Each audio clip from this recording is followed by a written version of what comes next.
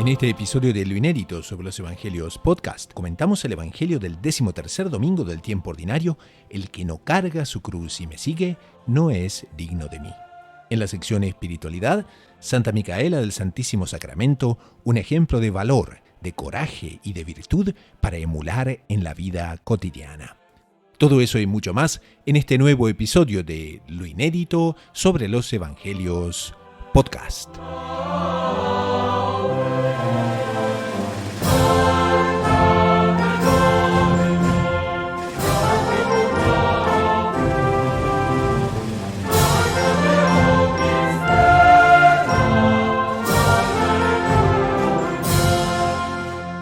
Bienvenidos al programa número 89 de Lo Inédito sobre los Evangelios Podcast, el podcast semanal de los Heraldos. Este es el programa número 74 para Radio María Canadá, la voz católica que te acompaña. Enviamos un saludo especial a la audiencia de Radio María del Rosario, FM 90.7 de Buenos Aires, Argentina, y también a la audiencia de YouTube de los Heraldos en El Salvador y también los Heraldos en Buenos Aires. A todas estas personas que nos siguen y quizás a los que estén llegando al programa por la primera vez, les contamos que este es un espacio donde heraldos del mundo entero se reúnen para compartir los comentarios que Monseñor Joan Clark Díaz, el fundador de los Heraldos, hace en su obra que da nombre al programa Lo Inédito sobre los Evangelios. Son 7 volúmenes que comentan todos los evangelios dominicales de los ciclos litúrgicos y son realmente luminosos, son realmente instructivos y se llaman Lo Inédito no porque nadie haya comentado muchos aspectos que están ahí tratados, sino porque realmente traen comentarios muy apropiados y muy bienvenidos para el momento en que estamos domingo a domingo, semana a semana. También este podcast es un espacio donde compartimos noticias de la Iglesia y del mundo, compartimos sugerencias que pueden ayudar a nuestros oyentes a crecer en la vida espiritual y por supuesto tratamos de temas de espiritualidad también justamente no solo para crecer, sino para ampliar nuestras perspectivas en todo lo que sea una vida sana, espiritual y rica. Entonces, esto puesto, estamos en el programa número 89 y con mucha alegría vamos a decirles que quienes quieran apoyar el programa pueden hacerlo ya sea enviando sus preguntas, también visitando loinéditomultimedia.com, que es la website original del programa, y ahí pueden dirigirse a la sección tienda, donde pueden encontrar realmente libros, música, que les va a ayudar también muchísimo y les va a gustar mucho porque vienen del ámbito de los heraldos del Evangelio y siempre vienen con una bendición muy especial. Entonces, esto puesto, vamos al Evangelio del día de hoy, pero antes de ir al Evangelio, les presento a los integrantes del panel de hoy, integrantes habituales del programa, son el hermano Fernando Pío Galán y don Saúl Castiblanco. Uno nos atiende desde Roma, Italia, el otro nos atiende desde Bogotá, Colombia, y les cuento que el hermano Fernando Pío Galán de los Heraldos es doctorado en Teología Espiritual por la Pontificia Universidad Santo Tomás de Aquino de Roma, el Angelicum, y es también misionero en España y en Italia.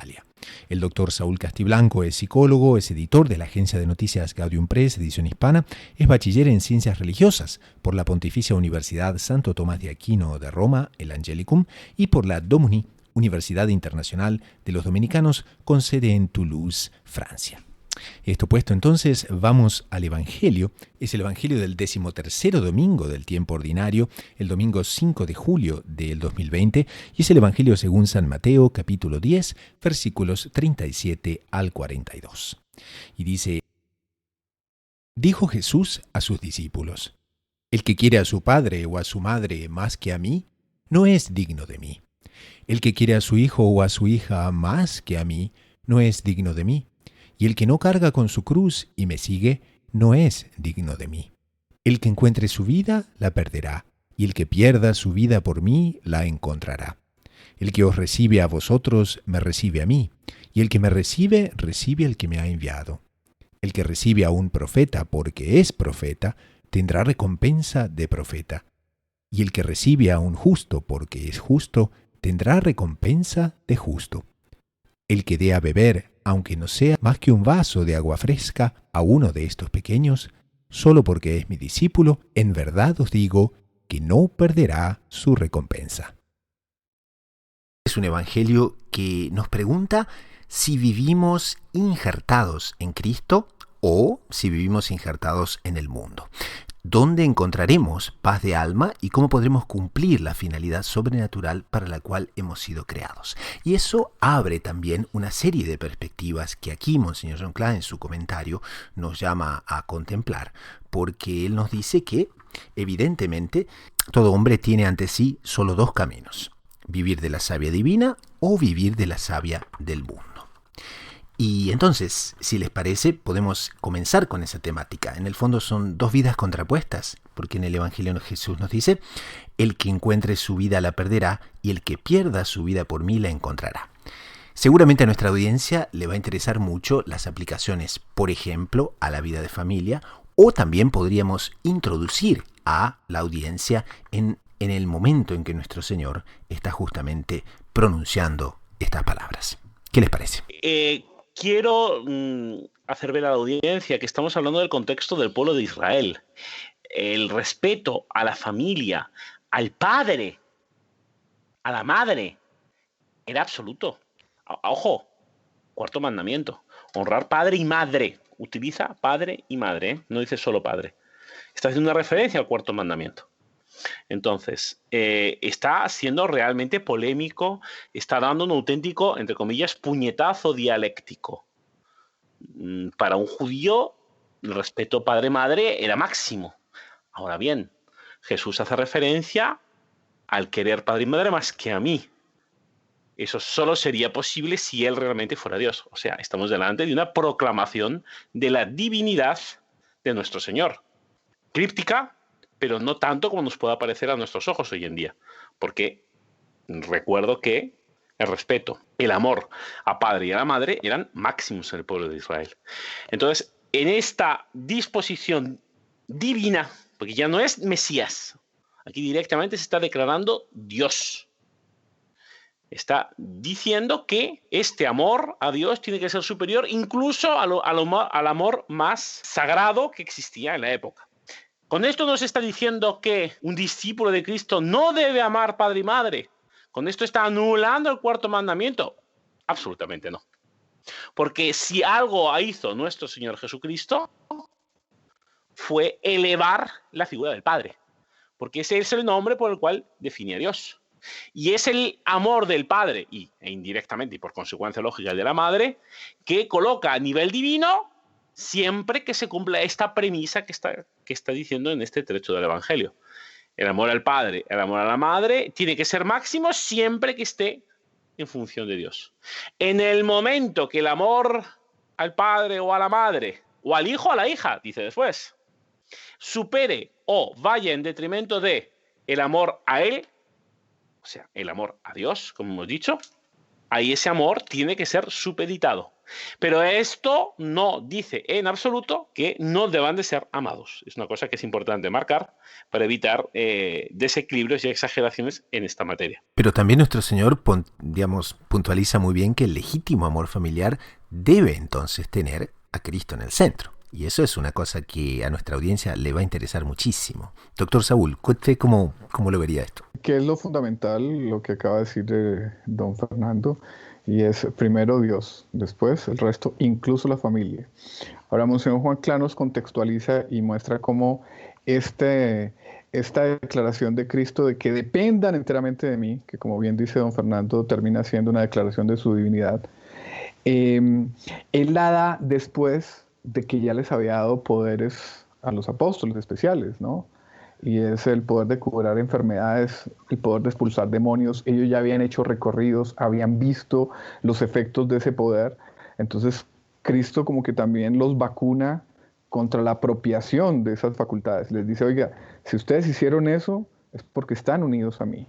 Si ustedes curaron enfermos, si ustedes expulsaron demonios, cosa que en la época y hoy en día es muy importante, dramática, visible. Bueno, no se engañen. Ustedes son lo que son porque están unidos a mí. Y solo serán y más en función de la unión conmigo. Entonces eso que vale para los apóstoles, vale para los cristianos de todos los tiempos.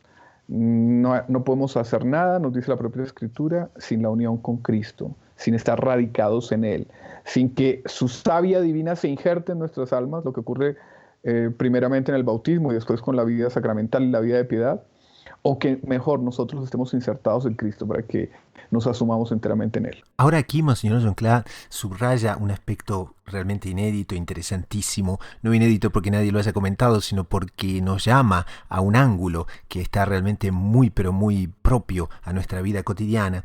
Y es entonces que nuestro Señor así otorga un carácter religioso a las relaciones entre padres e hijos. Él le da un prisma nuevo a la familia y puntualiza: se ha de amar a Dios sobre todas las cosas, porque todo es de Dios y a Él debe ser restituido. Entonces, estamos muy bien establecidos en la santidad de la familia, en la elevación sobrenatural del carácter familiar, y ahora queríamos ir en un punto que muy a veces inesperadamente viene de un santo, San Pedro Julián Aymar. Y San Pedro Julián Aymar nos dice: ¿cuántos mártires en los hogares?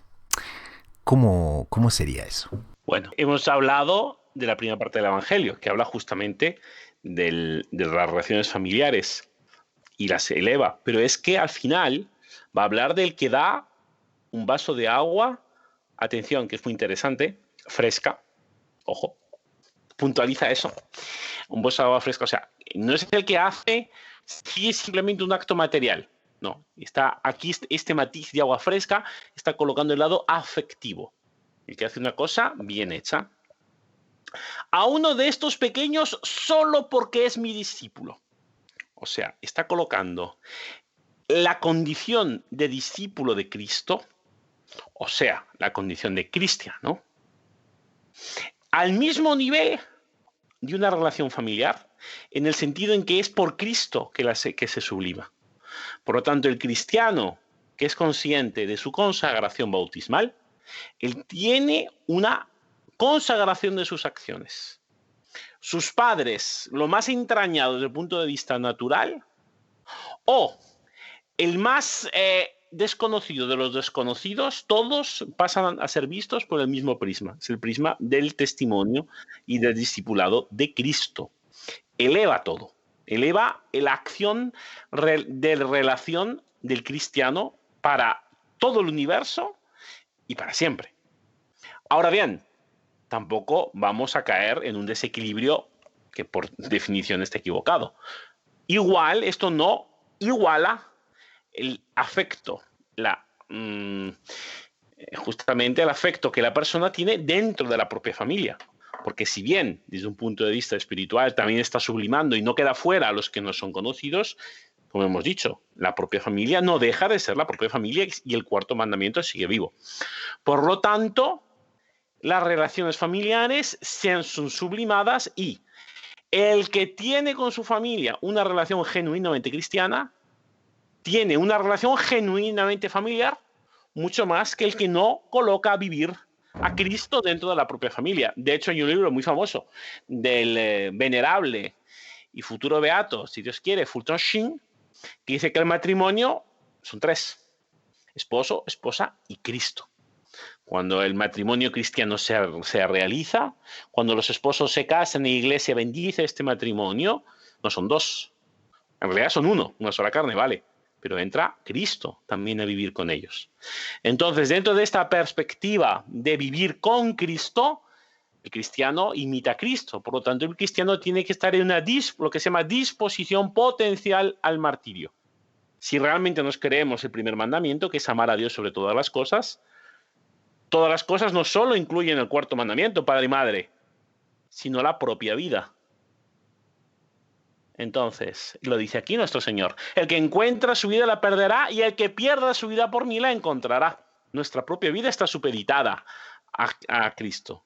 Y si bien no son muchos los cristianos, a pesar de que es un gran número, que a los cuales se le ha puesto en el dilema vida natural, o sea, o mueres o eres cristiano, y gracias a Dios las legiones de mártires nos dicen que ha habido muchos cristianos que realmente han encontrado su vida en Cristo, perdiéndola en la tierra, no nos podemos olvidar del martirio cotidiano, del perder, entre comillas, con una minúscula, pero también de forma dolorosa, las propias características de vida, porque las estamos sacrificando en la vida familiar, ya sea porque el miembro de la familia está enfermo, de forma física, de forma mental, ya sea porque el miembro de la familia no tiene una forma de vida que permita una convivencia fácil.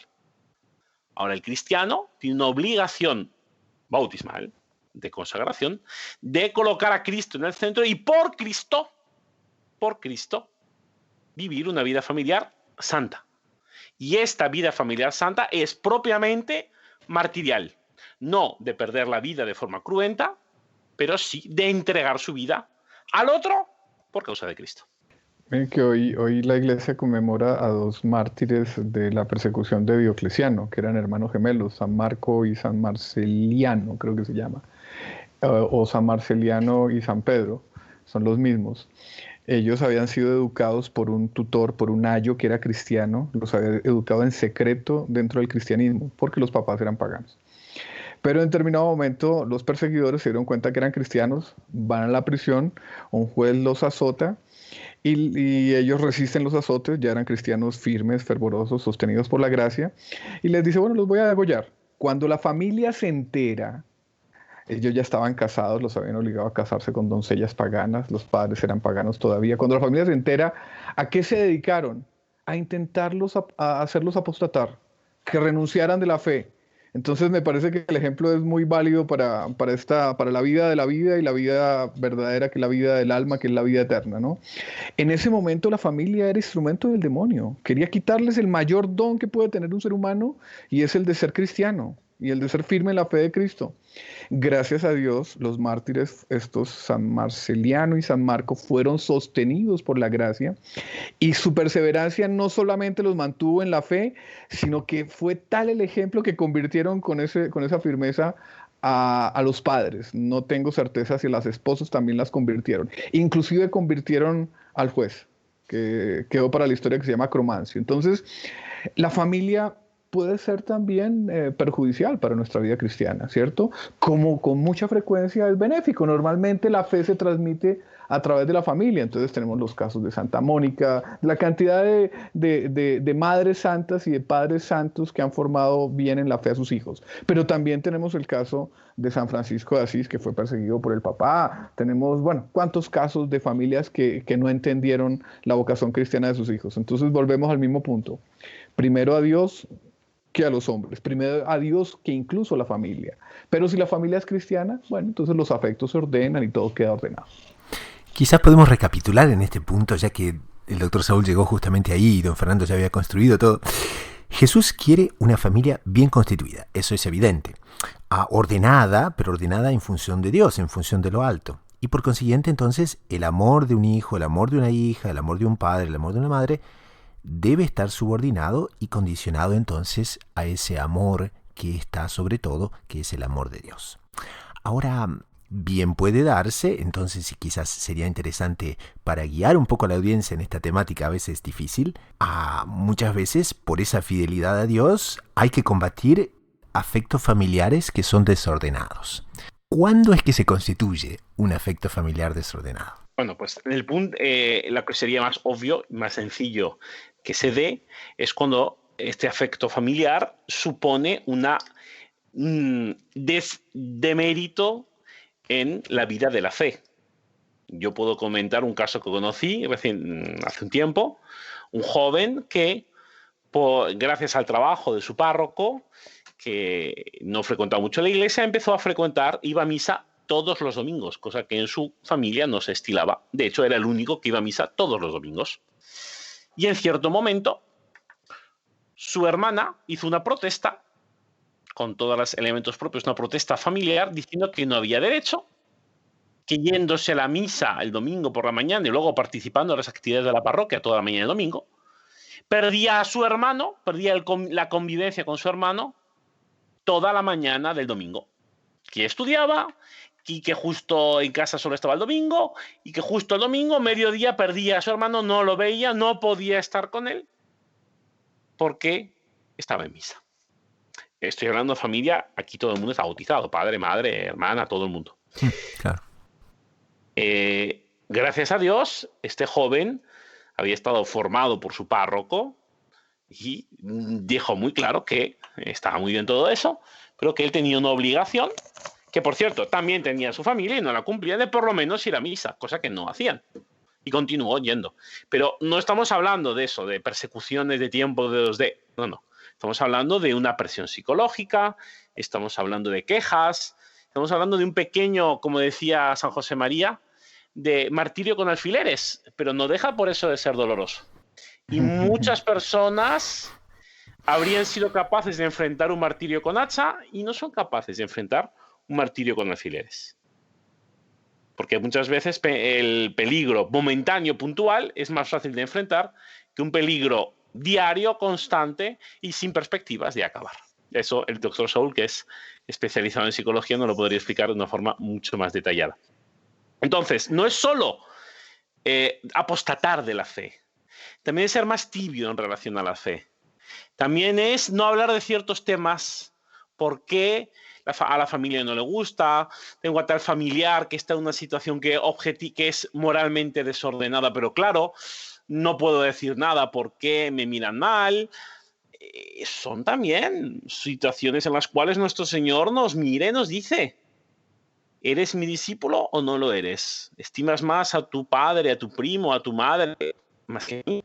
Entonces, son situaciones constantes, son situaciones concretas y que tienen que ser vistas con esta finalidad, porque no nos podemos engañar. Dice, no, yo a esta situación familiar no me enfrento o no digo nada, me quedo callado, pero claro, si yo viera una injusticia, yo ahí hablaría, yo arriesgaría mi vida por una injusticia. Y aquí nos podemos imaginar al dulce corazón de Jesús que nos dice: quien no es fiel en lo pequeño, no va a ser fiel en lo grande. Por lo tanto, nuestro amor, el amor que tenemos a Cristo, lo tenemos que demostrar efectivamente. No se trata de hacer un depósito bancario, no usarlo y así va creciendo en intereses. No es así como funciona la fe, no es así como funciona la vida espiritual. O lo usamos en la práctica y hacemos estos sacrificios que también son, porque la gente está muy dispuesta, digamos, a hacer un sacrificio. No, yo hago ayuno, yo hago una peregrinación, yo doy limosna, pero sacrificas estas pequeñas comodidades familiares, este pequeño consenso familiar que en el fondo no deja de ser una complicidad en el mal. Esta es una pregunta que invito a nuestros oyentes a que se la hagan seriamente. ¿Hasta qué punto realmente estamos con Cristo?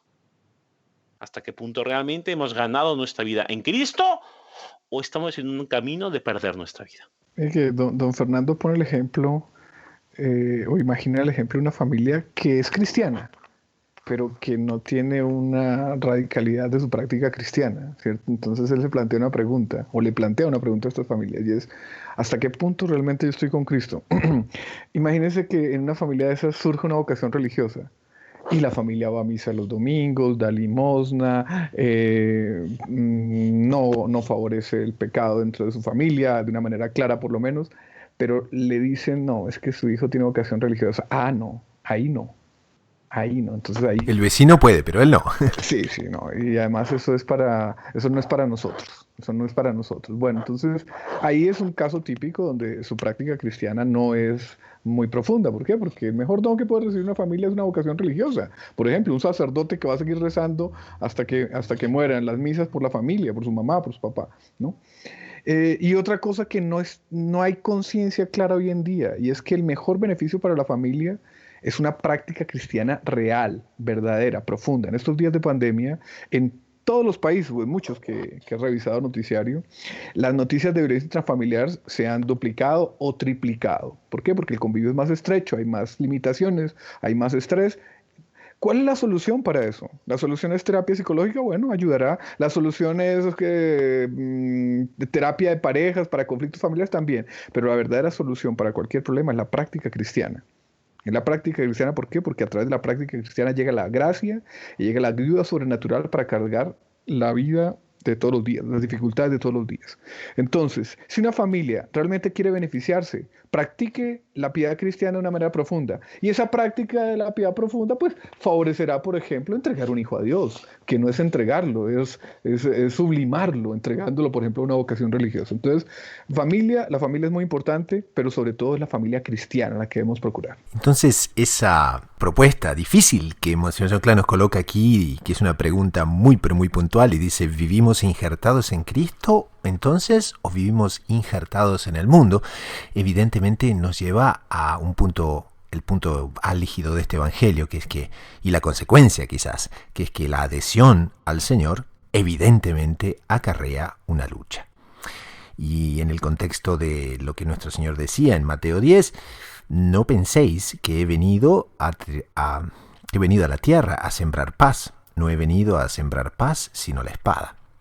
Y entonces, ¿cómo vemos ese aspecto del punto de vista de una opción personal, del punto de vista de una opción quizás dentro de la familia, pero sobre todo en este mundo de pandemia, en este mundo que está cambiando, en este mundo que va cambiando de formato?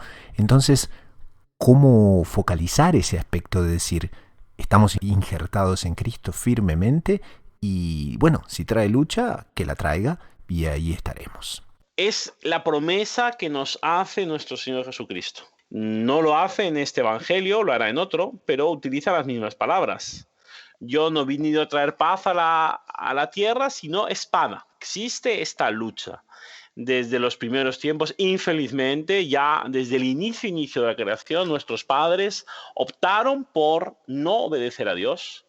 Y de esa opción que nuestros primeros padres hicieron, hasta hoy en día nosotros tenemos este principio interior de rechazar a Dios. Entonces, en este trecho, en este evangelio, nuestro Señor Jesucristo nos lo está diciendo muy claro. La opción por Cristo nos va a implicar tener que renunciar a nosotros y a lo que a nosotros nos gusta más. No hay otra, como se decía antiguamente, non datur tertius. No hay una tercera opción. O renunciamos a nosotros o renunciamos a Cristo. O amamos a Dios hasta el punto de renunciar a nosotros, o nos amamos a nosotros hasta el punto de renunciar a Dios. No hay otra opción. Entonces, en la propia vida familiar vamos a encontrar motivos también de tener mérito delante de Cristo, porque diremos sí a Cristo y no a la familia, cuando tendremos ocasión de tener mérito delante de Cristo justamente viviendo tranquilamente el amor familiar. Porque, como hemos dicho, no implica esto una negación radical de lo que es propiamente la vida y el amor familiares. Entonces, el cristiano tiene que estar preparado para esta lucha, porque forma parte de la condición de cristiano en todas las circunstancias vitales y entre ellas, por supuesto, también en el punto de vista de la familia. Estaba don Gustavo repasando la suma demoníaca del padre Fortea y él cuenta en su experiencia como exorcista que manifestaciones extraordinarias del demonio no son frecuentes, ¿cierto? Pero que sí eran más frecuentes, sobre todo cuando la persona comenzaba un itinerario espiritual de mejora o de conversión, que ahí como que el demonio se desesperaba y empezaba a hacer cosas que inclusive hacían que se manifestase, que asustase benéficamente a la gente, etc. ¿Por qué lo menciono? Porque lo que decía don Fernando, uno camina el camino cristiano, por el solo hecho de transitar ya esa vía ya tiene un enemigo, que lo tiene desde antes, pero que ahora lo va a tener con más fuerza, el demonio que nos quiere perder. Y también va a tener otras contradicciones, inclusive al interior de la familia. Evidentemente uno va a querer hacerle apostolado a la familia, que el mayor beneficio, que el beneficio espiritual también lo reciba la familia. Pero si aparece un opositor fuerte, no nos extrañemos, es la vida del cristiano. Pero quizás alguien en nuestra audiencia pueda tener una objeción a veces implícita o también explícita. Pero entonces, ¿no habrá más paz en la familia? ¿Cómo sería eso? Y aquí estamos nuevamente en el principio inicial. No va a haber paz en la familia en cuanto el principio de la familia no sea Cristo. Muchas veces las personas dicen, no, porque es que en casa no tenemos trabajo, no hay pan, entonces por lo tanto nos peleamos. No es así. La experiencia de la vida de la Iglesia nos dice que tanto cuanto Cristo esté en el centro, no es que no va a haber dificultades. porque las dificultades las hay en nuestra vida personal, las tuvo Cristo en la tierra, las tuvo Nuestra Señora, las vamos a tener nosotros. Pero vamos a tener una focalización y una energía y una fuerza capaces de superarlo. Por lo tanto, lo que nos dice Cristo es, si Cristo vive en nuestra familia, o sea, si somos verdaderamente, vivimos como discípulos de Cristo, no nos está garantizando la paz. Nos está garantizando la paz interior y las fuerzas interiores personales para superar cualquier género de aflicción que nos puedan sobrevenir. No nos está garantizando una paz fruto de la falta de guerra. Como no hay elementos agresivos, hay paz. Más o menos como se podía decir la paz del Imperio Romano. Dentro del Imperio Romano, dentro del imperio no había guerra porque cualquier tipo de amenaza había sido previamente enterrada. Ya se habían encargado de matar a todos sus enemigos, lo que viene a ser denominado la Pax Romana. No es esa la paz de Cristo. La paz de Cristo es, va a haber dificultades, va a haber enfrentamiento, va a haber guerra. Ahora bien, si tú actúas como cristiano, delante de esta guerra tú tendrás las fuerzas, tú tendrás el auxilio, tú tendrás mi presencia para ayudarte a superarla. Mientras don Fernando hablaba, me recordaba un testimonio de vida que vi en estos días, si no me equivoco, fue de esa programadora Tecton, española, una coterránea del padre de don Fernando. Era una mujer que llegaba a final de mes con las justas, o sea, no tenía dinero para cubrir las necesidades. Y en determinado momento accedió a una clínica de abortos, primero como auxiliar y creo que después como enfermera. Ella terminó siendo fisioterapeuta. Y en la clínica empezó a tener dinero, mucho dinero. Entonces llegó la paz del dinero. Ya no tenía que angustiarse por pagar las cuentas a final de mes.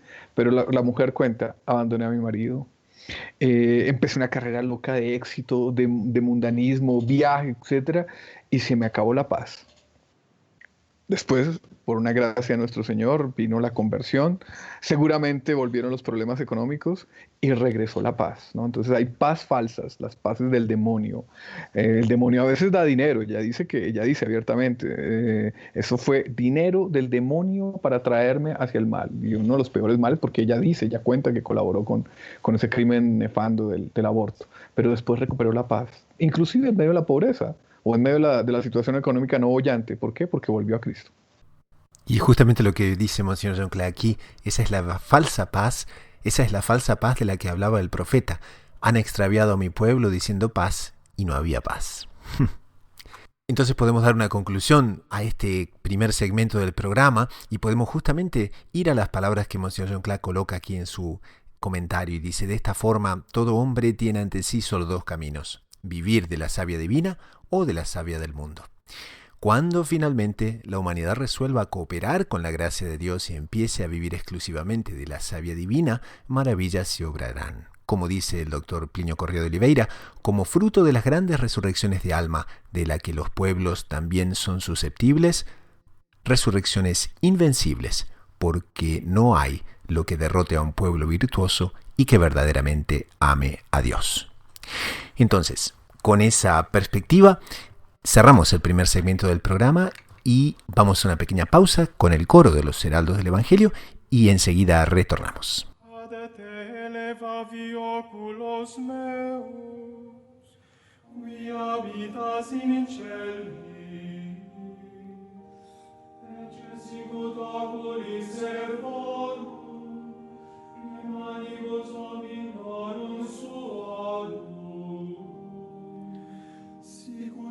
Ancile imanibus Domine sue, ita oculi nostri ad Dominum Deum nostrum donec misereatur nostri. Miserere nostri Domine, miserere nostri, quia multum repretis sumus vexectione, quia multum repleta est anima nostra, opprobrium abundantibus et despectio superbis. Gloria Patri et Filio et Spiritui Sancto, sicut erat in principio et nunc et semper in saecula saeculorum. Amen. Nisi quia Dominus erat in nobis dicat nunc Israel. Nisi quia Dominus erat in nobis. Cum exsurgerent homines in nos, forte vivos deglutis et nos. Cum iasceretur furore orum minibus, forsidat aqua absorbuis et nos. Pasamos ahora a la sección espiritualidad, aquella sección donde realmente exploramos temas que pueden enriquecer a nuestra audiencia en su vida espiritual y en todo lo que sería la vida interior. Los ejemplos de los santos son una guía permanente porque se puede decir que los santos son los ejemplos vivos de la doctrina, de la santa doctrina de la Iglesia, y al mismo tiempo nos iluminan permanentemente en todas las situaciones con sus ejemplos de vida. Hoy queríamos conversar sobre una santa que es Santa María Micaela del Santísimo, quien es fundadora de las Adoratrices. También fundó una obra, que es una obra redentora de mujeres desviadas, y justamente ella tuvo un papel preponderante no solo en su vida familiar, sino también enfrentando tormentas que le llegaron a través de su posición como fundadora, a través de su posición como alguien que enfrenta una realidad que necesitaba bajo todo punto de vista el heroísmo de un santo para traer mejoras, y entonces nos parece una figura excepcional para comentar y para dar como ejemplo tanto de la vida familiar cuanto de la vida de acción de una verdadera santa. ¿Qué les parece? Recuerdo en este momento un comentario que hizo don Fernando en un programa pasado, cuando estábamos hablando de la acción de Dios en las almas, y que a veces puede existir la tentación de la teología, si entendí bien, don Fernando, de la teología Sí. querer encasillar a la mística.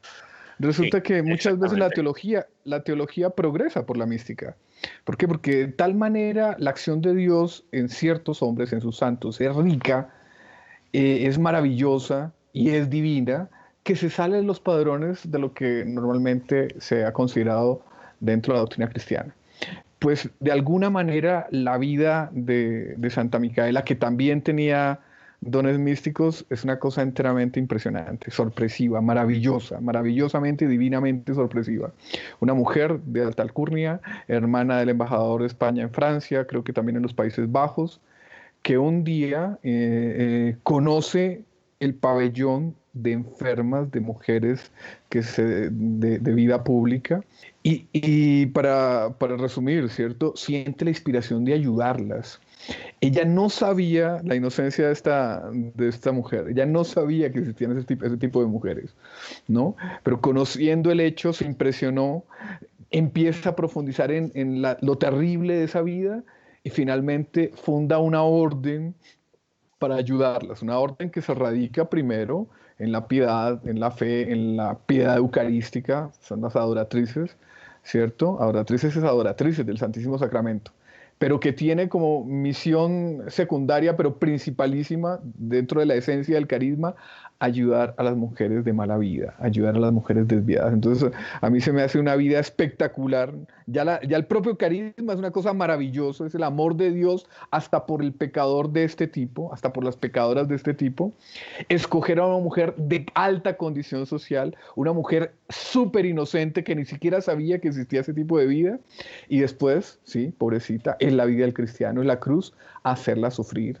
Ella sufrió por el rechazo de las personas de su condición social, de sus amistades, que no solamente no la ayudaron, sino que la combatieron. Entonces, a mí se me hace una cosa espectacular en materia de maravillas de Dios en la vida de sus santos. Sería una cosa muy de resaltar el papel de la tristeza y del sufrimiento en su vida familiar, sobre todo desde muy pequeña. Por ejemplo, siendo joven muere su madre, después muere su padre, después un hermano fallece tras caer del caballo, después una hermanita de ella queda loca al presenciar un ahorcamiento. Le queda una hermana que tiene que partir al destierro porque los enemigos políticos de su esposo así lo disponían. Y más, tras un noviazgo de 3 años, su novio es obligado por la familia a abandonar esa relación. Gracias a Dios, decimos nosotros. Pues claro, el Señor la tiene destinada a labores infinitamente más altas, nos dice aquí el artículo de Gaudium Press. Pero uno ve cómo la marca de la cruz y la marca de sufrimientos acerbos van formando en ella esa vocación para la santidad. Nuestro siglo es muy reacio a aceptar el sufrimiento. Ahora, yo le preguntaría aquí a nuestro doctor en teología espiritual, al hermano Fernando, y además que conoce mucho de vida de santos, que nos hable de eso, que nos hable del sufrimiento en la vida humana y particularmente en la vida de los santos. Fenomenal. Bueno, aquí se puede hacer propiamente un paralelismo. El sufrimiento es para el amor a Dios lo que el movimiento es para el músculo. Si hay movimiento, si hay ejercicio en el músculo se mantiene y crece. Si el músculo no se ejercita, por ejemplo, con una escayola, ese músculo disminuye. O sea, no basta que el músculo, en este caso, en esta metáfora, que el amor a Dios tenga un suministro por parte del cuerpo de la sangre, por lo tanto, del aporte de oxígeno, nutrientes. No basta. Hace falta que sea ejercitado. Entonces, uno de los elementos de mayor gloria que tenemos los seres humanos es que nuestro sufrimiento es susceptible de dar gloria a Dios. El sufrimiento normal, el de la tierra, el común, el diario, el esfuerzo, el sueño nocturno, pueden ser ofrecidos y pueden dar gloria a Dios. Podemos, delante de esto, preguntarnos o desear, como no, es humano, que no existe este sufrimiento. ¿Cómo sería bonito no tener que descansar? ¿Cómo no sería bonito no tener que beber? ¿Cómo sería bonito no tener que dormir? Esta adoración perpetua al Santísimo Sacramento, ¿no? ¿Podríamos dar mucha más gloria a Dios? Uno diría. No, no sería así. ¿Por qué puedo hacer esta afirmación tan vehemente? Porque ya nos enseña Santo Tomás de Aquino que Dios lo que hizo, lo hizo de la mejor manera posible. No desde un punto de vista puntual o personal. Yo no estoy diciendo, sería mucha presunción pretender decir que a mí, como me hizo Dios, Dios me hizo de la mejor manera posible. Y yo soy el mejor Fernando Pío que existe. Pues no es así, ni tengo, gracias a Dios, no tengo esa presunción. Ahora, al ser humano en cuanto tal, Dios lo hizo de la mejor manera, porque Dios no se queda a medias. Por lo tanto, si Dios quiso que el ser humano tuviera esta limitación corporal, este sufrimiento natural propio del dormir, del comer, de pasar hambre, pasar sueño, lo hizo porque era más perfecto y porque nos permite en nuestra vida cotidiana abstraernos de él y no solo a pesar del sufrimiento, sino subirnos encima de este sufrimiento y por este sufrimiento acercarnos más a Dios. Esto es relativamente fácil de entender y relativamente claro en lo relacionado al sufrimiento físico, pero el sufrimiento moral, o sea, aquellos que nos persiguen, aquellos que no quieren que sigamos en la vía del bien, que caminemos junto con Cristo, es un sufrimiento que es más duro, no hay duda, pero ese no es el peor. El peor sufrimiento es aquel que nos hacen sufrir aquellos que están con nosotros en la vía del bien, aquellos que nos estiman y aún así son causa para nosotros de sufrimiento en la vida espiritual. Ese es el sufrimiento que vale. Ese es el refinado. Bueno, pues ese, en cuanto a primicia del sufrimiento, es aquel que por excelencia tenemos que ofrecer a Dios y soportarlo por amor a Dios. Porque nuestro Señor Jesucristo ese sufrimiento lo sufrió. Porque los 12 que él había elegido, los 12 en los cuales había el poder de dar milagros, resucitar muertos, curar heridos, participar en la multiplicación de los panes y los peces, esos, uno de ellos lo traiciona y los otros 11 lo abandonan. Entonces, no podemos ser presuntuosos. Christianus alter Christus, el cristiano imita a Cristo. Vamos a tener estos sufrimientos físicos, Sufrimientos persecutorios del mal contra el bien y sufrimientos interiores de buenos contra buenos. Bueno, es la tónica de vida. Nuestro Señor nos dio el modelo de imitar, de soportarlos. Hagámoslo. Lo tenemos fácil. Él no lo tenía. Nuestro Señor Jesucristo no tenía a un nuestro Señor Jesucristo que le sirviera de modelo. Su naturaleza humana era la primera, por lo tanto, con aquello de dificultad añadida que tiene. Agradezcamos a Dios que lo tenemos a Él de modelo y de compañía, que al fin y al cabo es Él el que nos da las fuerzas para poder realmente sublimar este sufrimiento y con Él acercarnos a Él. Imaginemos lo que era la vida, porque uno dice muy bonito, funda una comunidad, atiende a mujeres desviadas, y uno de pronto tiene la idea de que todas estas mujeres agradecerían el apostolado que ella les estaba haciendo, la entrega que estaba haciendo de su vida la Madre Micaela a estas mujeres. Pero no necesariamente, porque la conversión es lenta y a veces la conversión no se da, ¿no? Entonces cuenta la Madre Micaela, y lo voy a leer textualmente, que había una muchacha, ella lo escribe, pero no escribe el nombre, NN, es una muchacha que me ha hecho muchos robos y me ha inventado cuentos horrendos. Entonces, ¿quién sabe qué cosas había dicho de la madre? Calumnia seguramente, ¿no? ¿Quién sabe qué cosas habría dicho de la madre con las otras, con las religiosas? ¿Quién sabe con qué otras personas? Y mire lo que dice la madre. Pero yo la sigo tratando con gran cariño, como si fuera mi mejor amiga. Entonces, pregunta, ¿sufre la madre con los robos, con las maledicencias que esta NN le estaba haciendo? Sí, porque somos humanos y sufrimos. Pero al mismo tiempo, ¿no? Cuando la persona está en esa misión y está bajo la acción de la gracia, esa cruz se endulza. Entonces uno siente que cuando ella dice que la sigue tratando con gran cariño, no hay hipocresía. Eso nace del corazón. Es una cosa maravillosa. Entonces, a esa misma que la está haciendo sufrir, a esa misma la ama como una hija. ¿Cómo se explica eso si no es bajo la acción de la gracia? No se explica, ¿no? Como decía don Fernando, es evidente, todos sufrimos. Pero cuando la persona sufre en unión con Cristo, bajo la acción de la gracia de Dios, se dan estas cosas maravillosas. Y es que la gracia no borra el sufrimiento, porque el sufrimiento es necesario para 1000 razones, pero da una fuerza y da una alegría en medio del sufrimiento. Uno lo ve mucho en los místicos, que piden más sufrimiento para unirse a Dios, pero también por un gusto, entre comillas, egoísta, para sentir esa unión con Dios que solo da el sufrimiento.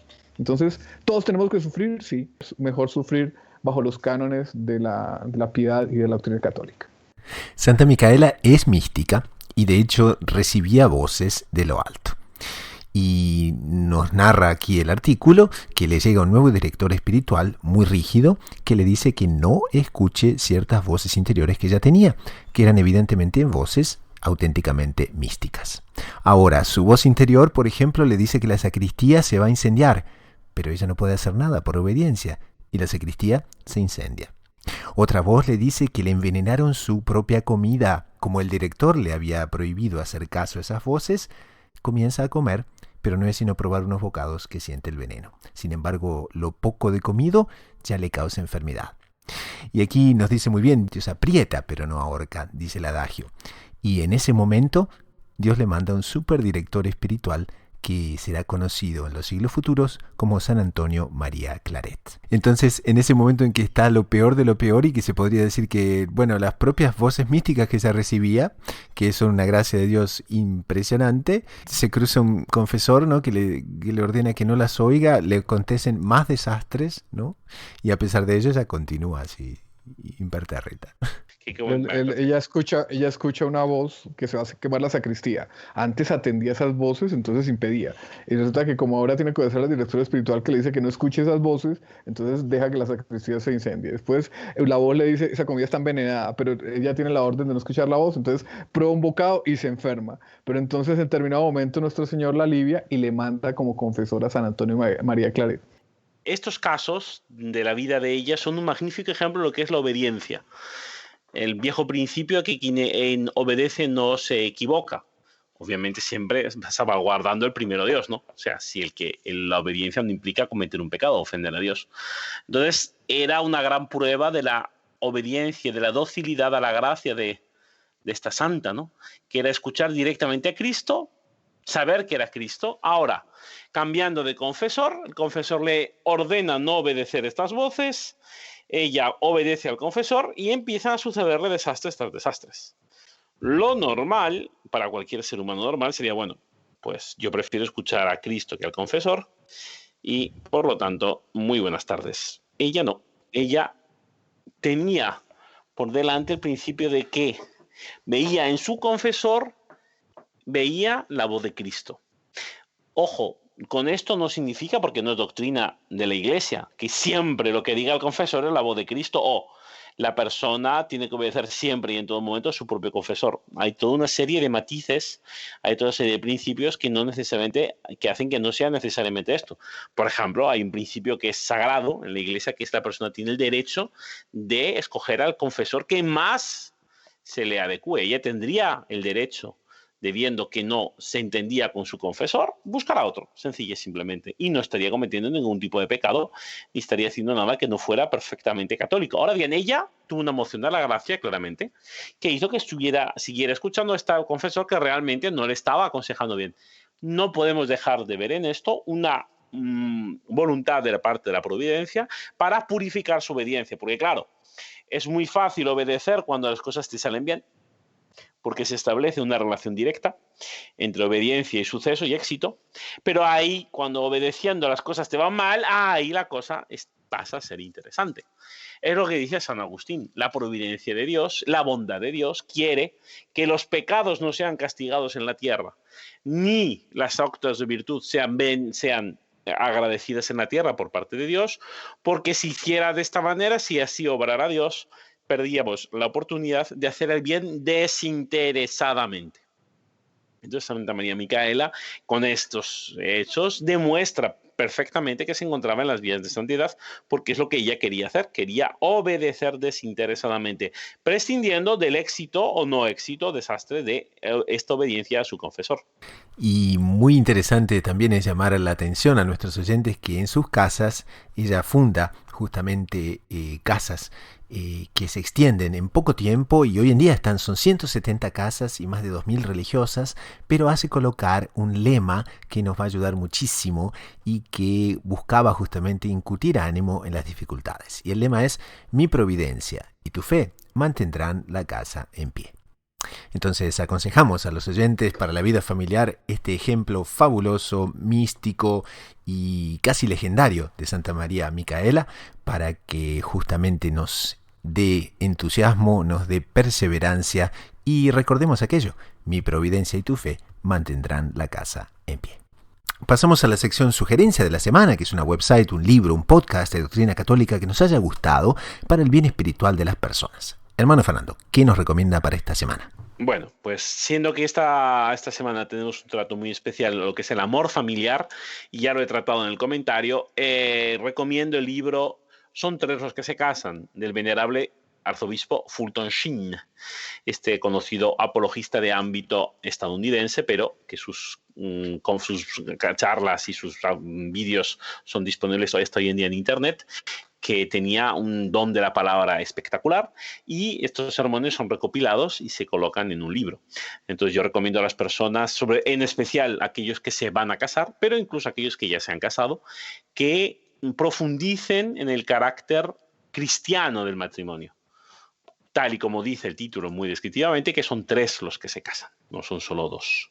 Entonces yo recomiendo a los lectores como muy adecuado a esta observación de nuestro Señor Jesucristo, de que el padre, la madre, el hijo, la hija, o por qué no, el esposo o la esposa, tienen siempre que vivir su amor en relación siempre a Cristo, en relación al otro, pero teniendo a Cristo como centro de este amor. Perfectamente, entonces colocamos el enlace en las notas del programa.